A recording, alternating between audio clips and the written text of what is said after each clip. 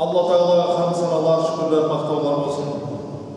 Bizleri Müslüman etkende, özünün hak yolunu bastaganda, Peygamber Muhammed sallallahu aleyhi ve sellem'in ümmet etkende, Peygamberimiz Muhammed sallallahu aleyhi ve sellem'in her bir jasagan izgi amallarını jasauga mahabat bergen.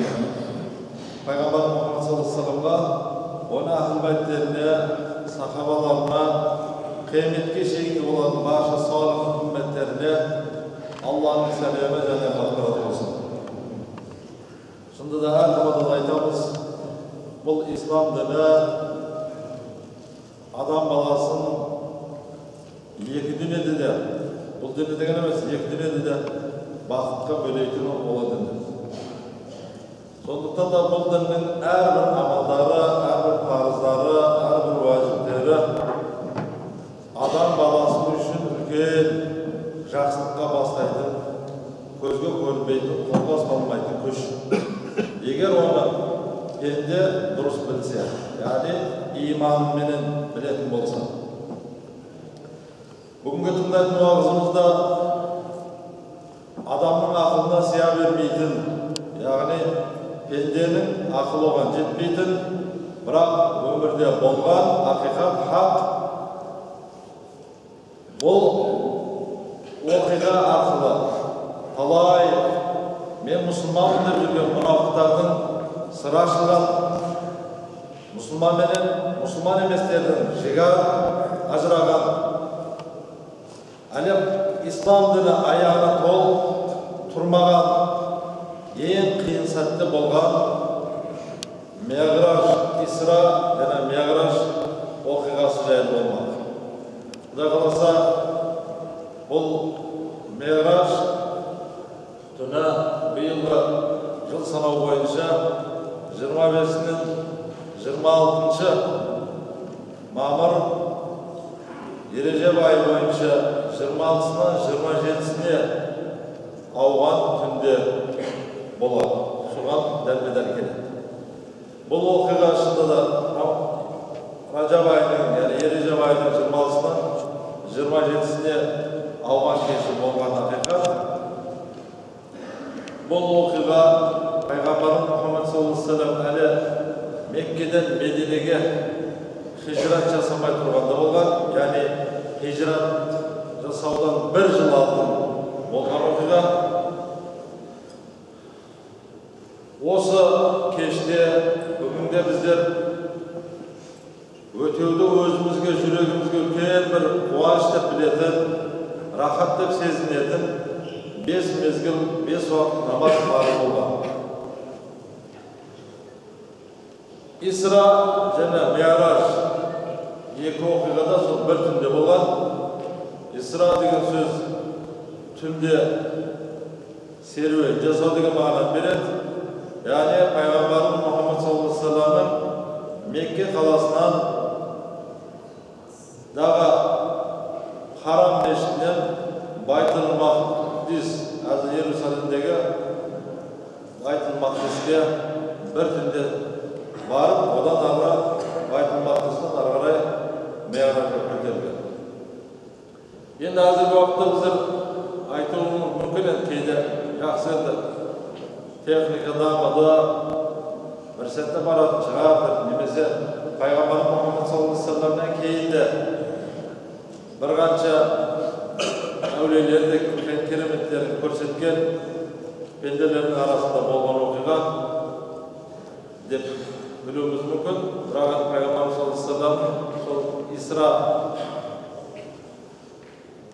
серуені, яғни сапары, ол ақиқат. Allah subhanahu wa ta'ala Kur'an-ı Kerim'de İsra jayda былай дейді. A'udhu billahi minash-shaytanir-rajim.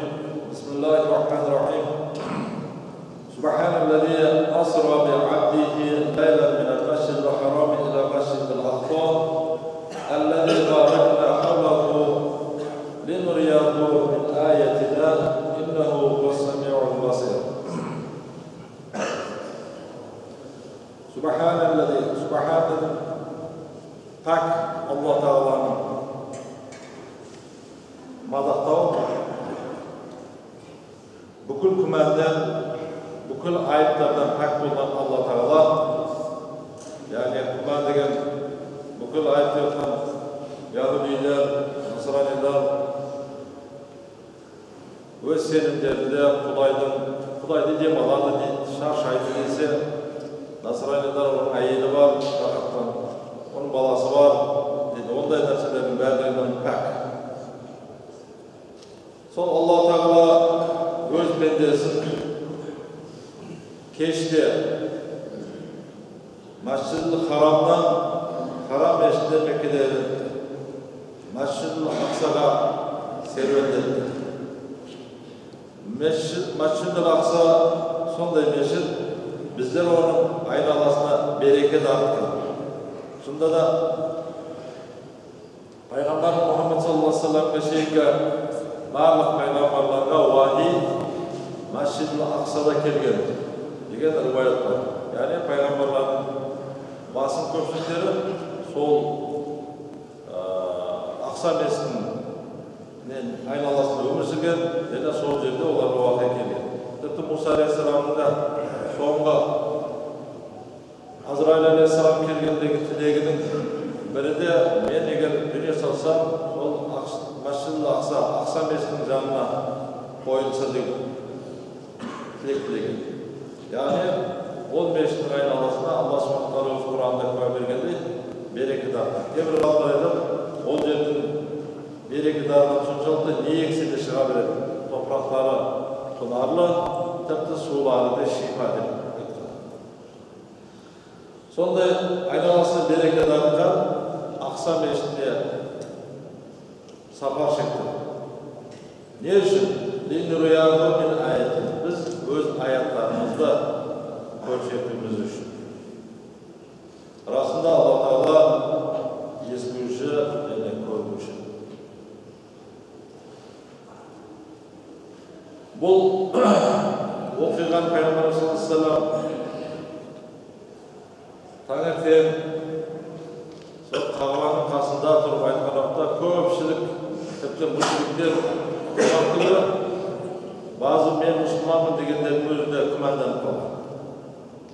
Қалай біздер екі айлап тез жүрген өзінде, екі айлап әрең барып келетін жерге бұл бір түнде деп. Пайғамбар саллаллаху алейхи ва саллям бұл бір түні бір сәтте барып келгендігін айтқан. Қалай ол бір түнде барып келу мүмкін? Мүмкін емес деп сенбей мазақ қалған. Мысалы үшін Абу Жахл соны біреу. Әбден тыңдап болған екен, мынау енді Мұхаммедтің өтірікшілігі ел шықты. Міне өтірікші екен, ақиқат болды енді. Ол бір түнде Ақсаға барып қайттым деп айтады. Оған кім сенеді? Тіпті мұсылмандардың өзіне барып айтқан, ай сендердің айтып отқан Мұхаммед деп отқандарың бір түнде Ақса мешітіне барып қайттым деп жатыр. Ол ақылға сыймайтын нәрсе деп.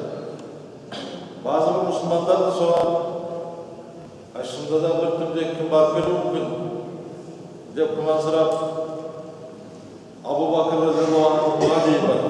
Абу Бакр разияллаху анхуға барып, ей Абу Бакр, сенің достың бір түнде Ақса мешітіне барып келдім деп жатыр. Адам Миъражды айтады ғой, Миъражға шығып кеттім деп айтыр. Бірақ енді мына Ақсаға барып келудің өзі де ақылға сиятын нәрсе емес қой деген Абу Бакр разияллаху анху, егер оны Мұхаммед айтқан болса, ол хақ деп. Тіпті егер Мұхаммед одан да ұзағына барып келдім десе, мен сенемін деген.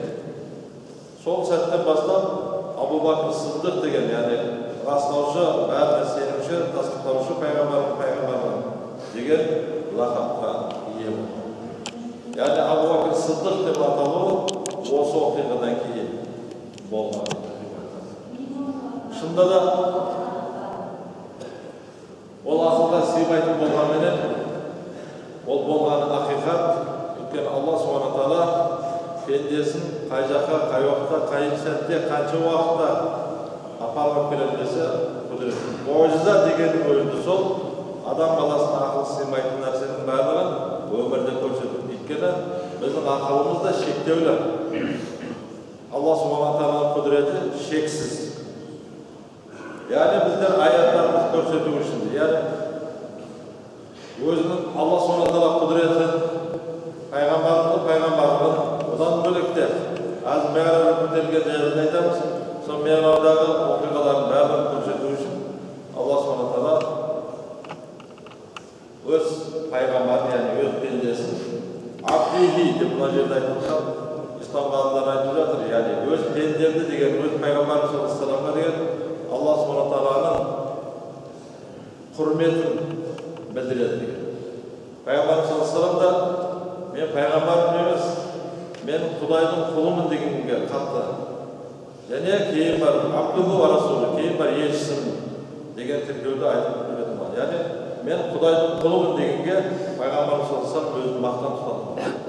Расында да бұл шынында да мақтанатын нәрсе, біздер Құдайдың құлы болғанға қуануымыз керек. Адамдар пенденің құлы болғанға мәз болады. Тастың құлы болғанға мәз болады. Дүниенің құлы болғанға мәз болады. Мен пәленше деген адамның қасында пәленде деген бірге болғанмын деген, яғни соның қызметінде болғанды мақтанып жатса, ол мұсылманшылықтан емес, қайта мұсылманшылыққа деген мен Құдайдың құлымын. Яғни біздер Құдайдың құлы болғанына, Құдай бізді құлым десе, онда үлкен мәртебеге ие болғанымыз керек. Яғни осы аяттың негізінде ислам ғалымдары осылай жазады. Сол кеште, яғни тіпті мүшриктер өткен пайғамбарымыз саллаллаху алейхи вассалам Ақса мешітінде болмаған бұрын, соңында базы мүшриктер, яғни сол жақта болған кісілер пайғамбар Мұхаммед саллаллаху алейхи вассаламды сынамақшы болып, оның есігі қандай, терезесі қандай, қанша терезесі бар, қанша есігі бар деген сұрақтарды жаудырған. Пайғамбарымыз саллаллаху алейхи вассалам өзінің хадисінде айтады, яғни осыны сұраған уақытта мен Меккенің несінің, Хижр дейді былай, ай сияқты болған жерде барған уақытта Алла Subhanahu маған бүкіл Ақсаны көрсетіп қойды. Яғни пердені алып тастап, мен қай жерде не бар екенін бәрін айтты. Тіпті керуендеріміз қай жерде келе жатыр деп тұрсын, оны кім бастап келе жатыр, қай уақытта жетеді деген сұрақтарын жаудырған. Пайғамбарымыз саллаллаху алейхи вассалам қандай түйе, қашан, қай уақытта келеді, жетекші кім, қай сәтте келетінін де тіпті таң саз беріп күн шығып жатқан уақытта мына жерде кіріп келеді деген уақытта сол жерге барып ерінбестен пайғамбарымыз Мұхаммед саллаллаху алейхи вассаламның өтірікші етеміз деп мүшриктер әрекет жасаған, бірақ дәл пайғамбарымыз саллаллаху алейхи вассалам айтқан уақытта керуендеріне кіріп келген. Осылайша пайғамбарымыз саллаллаху алейхи вассалам бір сәтте, бір түнде, яғни Меккеден Ақса мешітіне барып келген қаншалықты түсіндірген болса, жүрегінде иман шуағы жоқ, немесе жүректер қатайған мұнафықтар менен кәпірлер соншалықты сенбеді. Енді мұсылмандар сенгендер, ақиқат сенген, бірақ көмегі кейбір базы сахабалар қорыққандар. Сосын Абу Талибтің қызы да, я Расулаллах, бұл сөзіңді айтпай тұра тұрсаңыз, әйтпесе мүшетті сізді өтірік шығып қояды деп. Пайғамбар саллаллаху алейхи вассалам жоқ, маған Алла Subhanahu көрсетті ма, мен оны жеткізуім міндет деп, сол көрген оқиғалардың бәрін пайғамбар саллаллаху алейхи вассалам таңертең таң атқан сәтте олар сенем бе сенбей ме жеткізумен деп жеткізген. Осы жағдайды, осы оқиғаны Алла Subhanahu жайдан жай емес, не үшін көрсеткендігін келесі аятта былай айтады. وَمَا جَعَلْنَا الرُّؤْيَا الَّتِي أَرَيْنَاكَ إِلَّا فِتْنَةً لِلنَّاسِ. Biz Muhammed sana көрсеткен нәрсені фитна үшін көрсеттік. Әшейін көрсеткен жоқпыз. Фитна үшін дегені сол уақытта кімнің кім екені анық ашылды.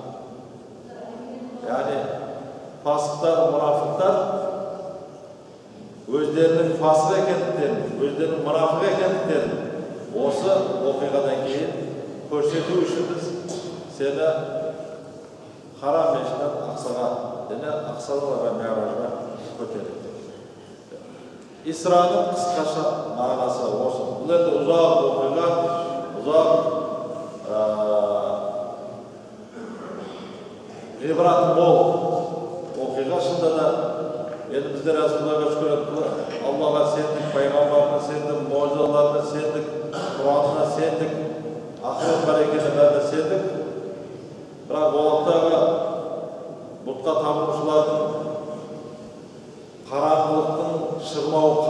кезде бұндай нәрсеге сену, жүрегінде иманы кәміл кісілер ғана сене алады. Пайғамбар саллаллаху алейхи ва саллям одан арғы Исрадан қарай Миъражға, яғни Масжид-ул Ақсадан қарай Миъражға көтерілді.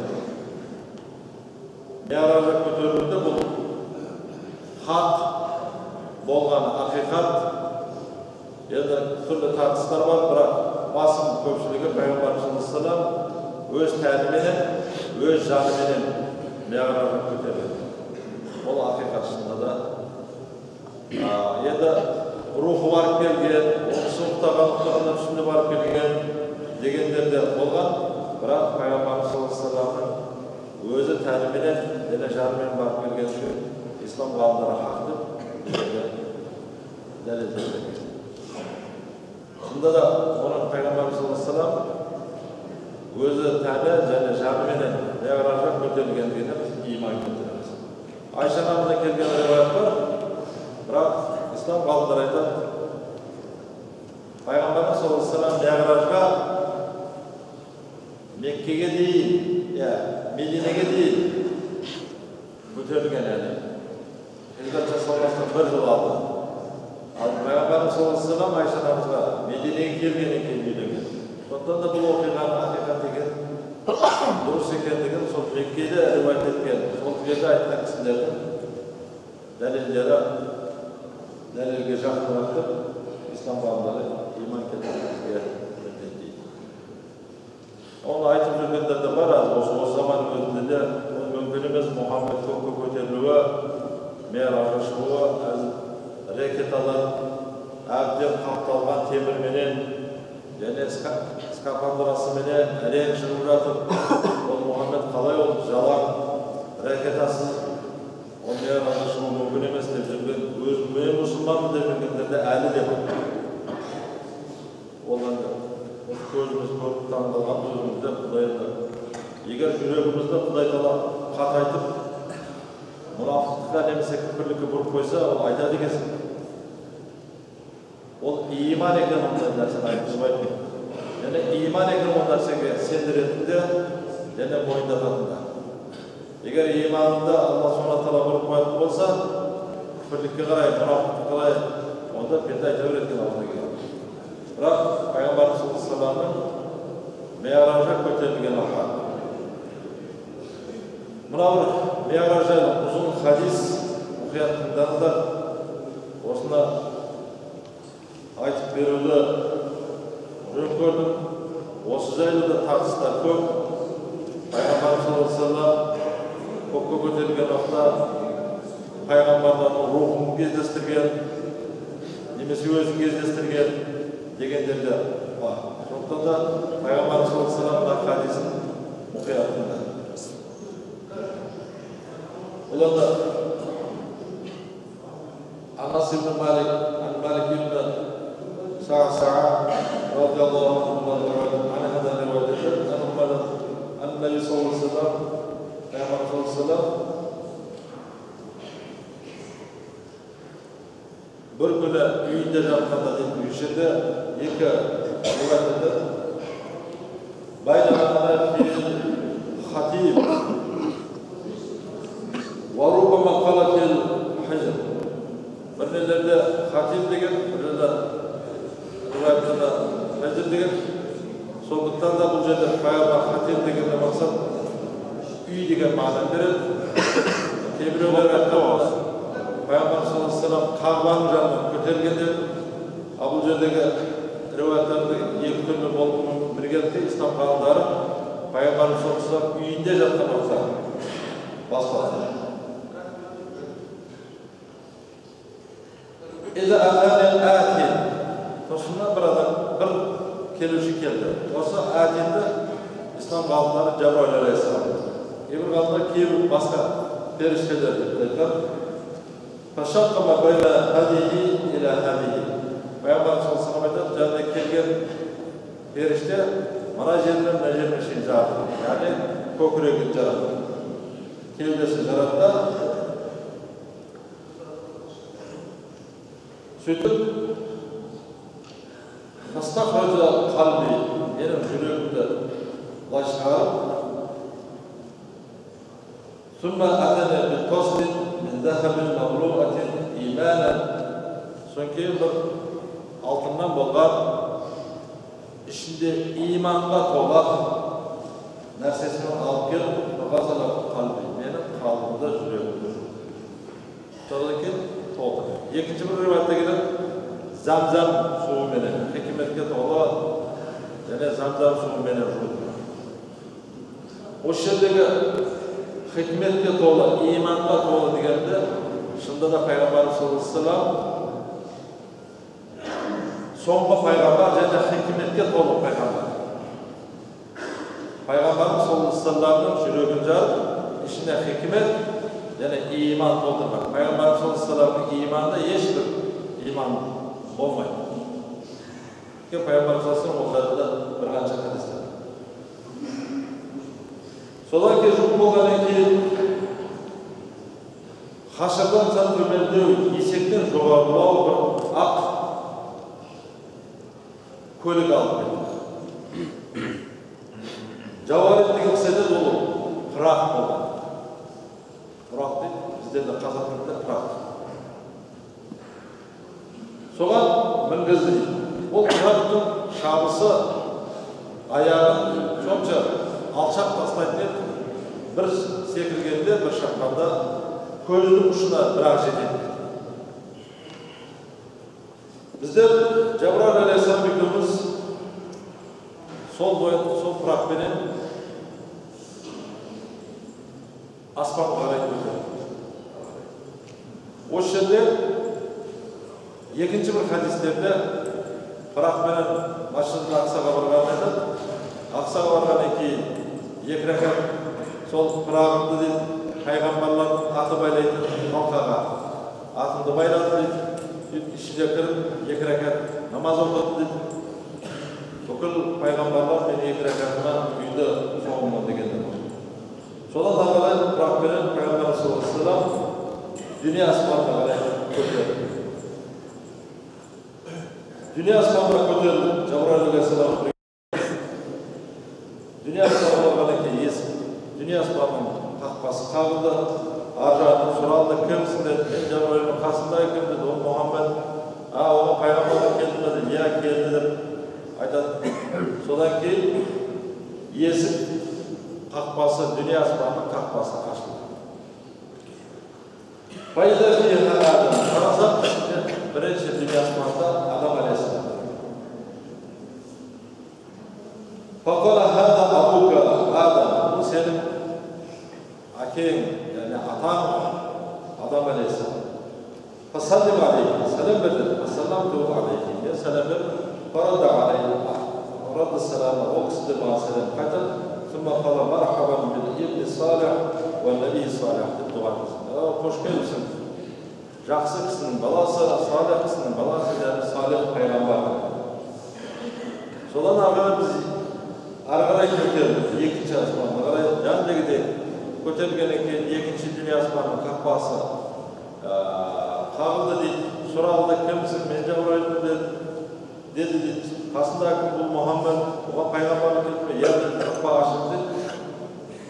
Қарасам, ішінде екінші дүние аспанға шықса, Файда Яхия ва Иса ва хума ибн Хара. Қарасам, екінші дүние аспанда Яхия алейхиссалам мен Иса алейхиссалам. Ол екеуі böleyim. Yani apalsın olur. Onu konuşacağız. Hada Yahya ve İsa fesallim aleyhima fesallamtu faradda men onlara da selam verdim. Ben selam verdim onlar da selam verdi.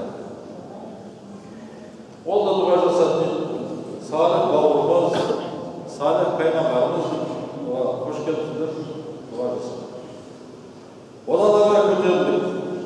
Üçüncü dünya asmanında, cennetlikte çağlayıp, üçüncü dünya asmanında çıksam, Faiza Yusuf, kala hada Yusuf ve sallim aleyhi. Bul Yusuf aleyhisselam, selam verdim, selam verdim. Farada, o da selam kaydı. O da salih bağırmaz, salih peygamber hoş geldin dedi. Yaxşı olarsa, o şeyde rivayetler ötüp görkemle getirdiğinde өте сұлу болып кеткен айтты. Одан ары төртінші аспанға қарай кетті. Төртінші аспанға шықсам, Идрис алейхиссалам тұр екен. Хаза Идрис вассалам алейхи. Ол Идрис деді, оған сәлем берді. Мен сәлем бердім. Ол да сәлемді сәлем қайтарды. Қош келдің деп, ол да дұға жақсы болды. Одан ары бесінші дүние аспанды көтерді. Жаңағыдай сұрақ болды деді, есік аспан қақпасы ашылды. Қарасам Харун екен. Ола хада Харун вассалам алейхи. Бұл Харун деді, бесінші дүние аспанды. Сәлем берді, сәлем берді. Ол да сәлем қайтарды. Қош келдің деді. Одан ары көтерді алтыншы дүние аспанына.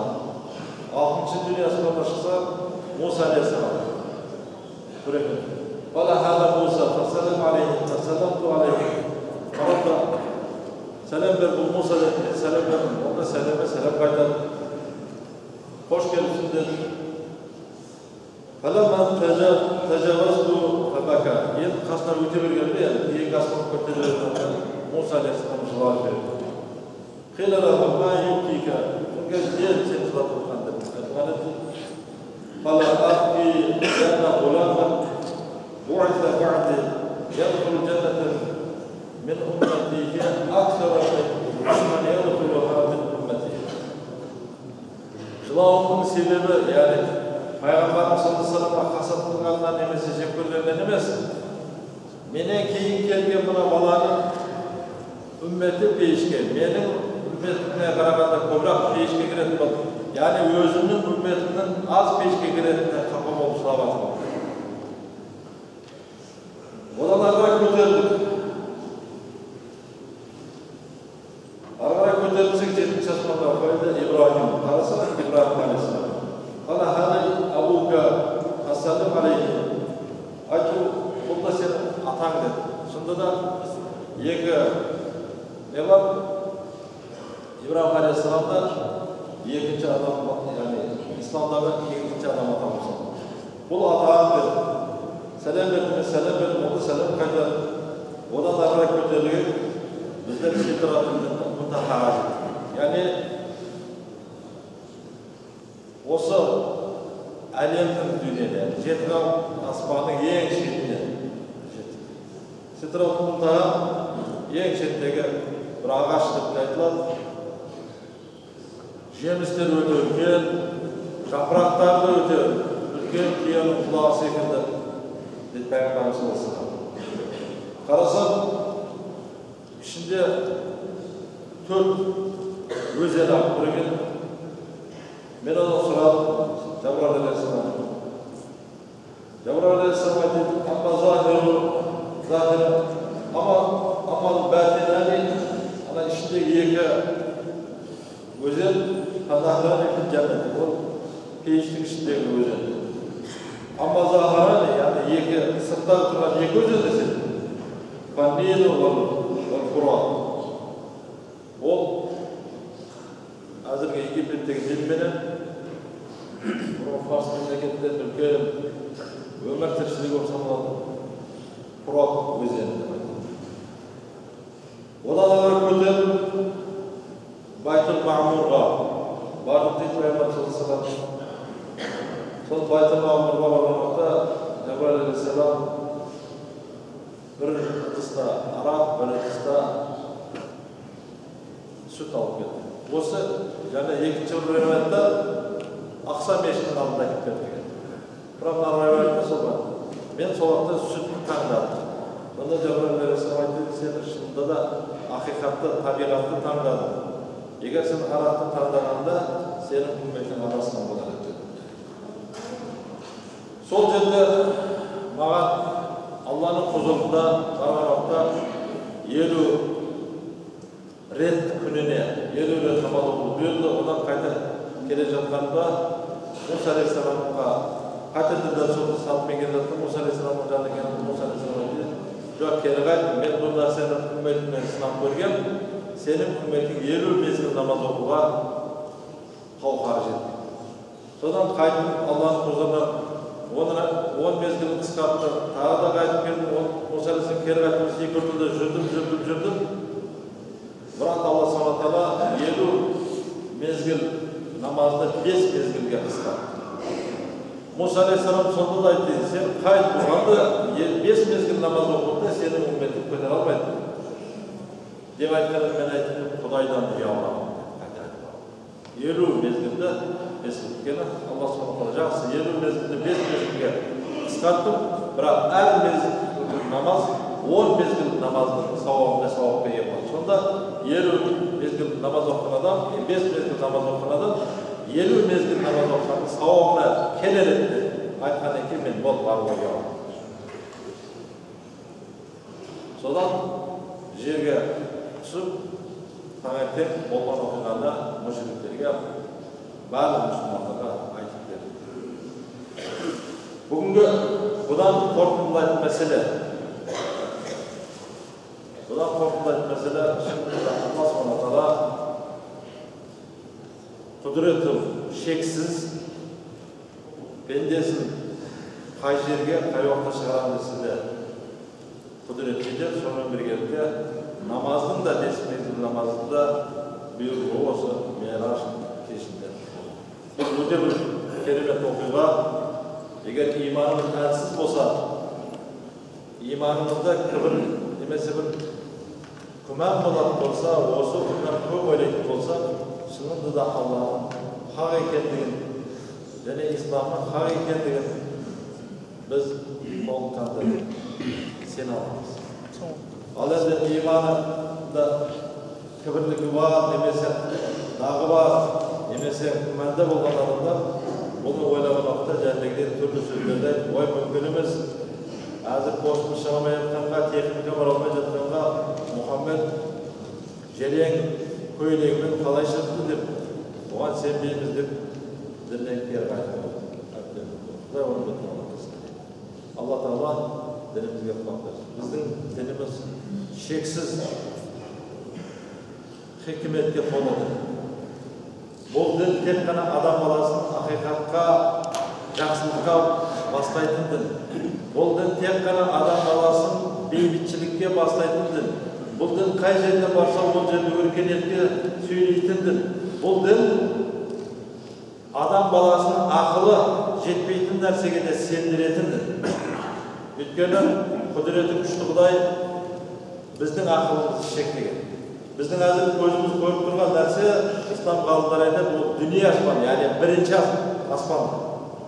Пайғамбар саллаллаху алейхи вассаламның 7 қабат аспанға көтерілген болса, онан ары өткен болса, бұл біздің көзіміз көріп тұрған әзіргі жұлдыздарымыз да, космостарымыз шығып келіп жатқан бұл бәрі дүние аспаны. Бірінші қабат. Өткенде bir fizik айтады, мүмкін емес пайғамбардың айды жарғаны. Ол дұрыс емес. Физика ғылымы бойынша ай егер екіге бөлінетін болса, әлемнің несі бұзылады да бірден төңкеріс қойды. Жоқ. Алла Тағаланың өзінің құдіреті. Жарама, екіге бөлема, пайғамбардың Меғражға көтереді ме, Исраға алып барып келеді ме? Ол Алла Subhanahu wa Ta'аланың құдіреті шексіз екен. Biz oğan iman getirimiz mindet. Senimiz mindet. Eğer biz Allah subhanahu wa ta'ala'nın kudretine senetin bolsa, onda biz ko'p narsani aqlımızga siydir alamız. Ya Kuday'ın kudretini. Ko'p asiresi buna Kuday'a senmeydiğin g'alımlar jındı bo'lib qoladi. Nega degan so'roqqa javob beradi. Musulmon odamning Jayida bu narsaga senedi, ya iman kelib Allohning qudrati bo'ladi. Alloh Xudoyga sen degan Xudoyning qudratini bilmagan odam aytadi, nega bu mumkin emas, nega bu mumkin emas degan narsani aytadi. Ba'zi narsa. Alloh taolo iymonimizni kamol etsin. Fasik bo'luvdan, munofiq bo'lib qoluvdan saqlasin. Har doim payg'ambarimiz aytgan hikmatga to'la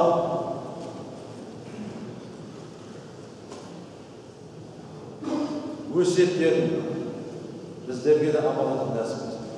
Peygamber sallallahu aleyhi ve sellem, jay peygamberimiz, hak peygamber, şunun bir yerde hikmetli dolu peygamber. Biz de sol peygamber sallallahu aleyhi ve sellem ko'rsatgan yo'lda yurib bo'lsak, o'lganlarni hurmatlaydigan bo'lsak, tushunmagan odamni kechirib qaraydigan bo'lsak, bilmagan narsani o'zi bilib turadigan bo'lsak, bildiruvdim deb ta'sirini o'rgatishga tirishib baqsak, o Пайғамбар саллаллаху алейхи сахабалар солай болды. Мысалы Хасан Хусайн айтады ғой, бір кісінің дәрет алып отқан дұрыс емес екенін көреді, бар сен дәрет дұрыс емес деген жоқ. Түсіндіріп айтты. Хасан Хусайн айтты, бір-бірімізге дәрет алып үйретейік деді. Дәретті дұрыс алмай жатқан адам көрді, мен дәрет дұрыс емес екен. Сол сияқты әр нәрсені түсіндіре білетін болсақ екен, Пайғамбар саллаллаху әр нәрсе хикметпен түсіндіруді біздерге не алды? Дінімізге қуат берсін.